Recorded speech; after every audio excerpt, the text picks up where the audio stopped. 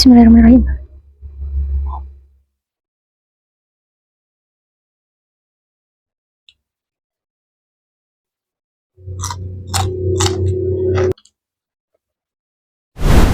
Assalamualaikum guys. Jadi hari ini aku makannya pakai rendang jengkol. Terus di sini ada rujak timun ya teman-teman.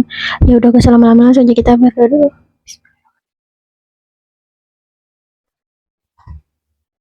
Hari ini menunya sama lagi, yaitu jengkol lagi guys. Kita cobain rendang jengkolnya. Bismillahirrahmanirrahim.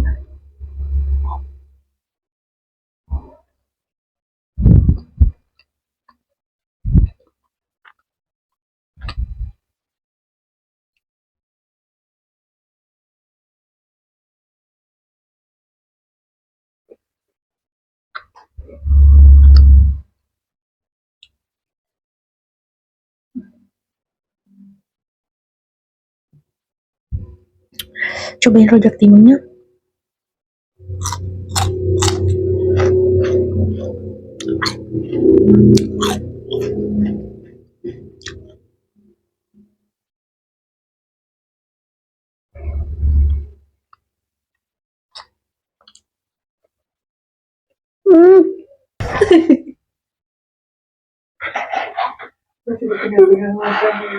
Kita lanjut makan guys, mati lampu.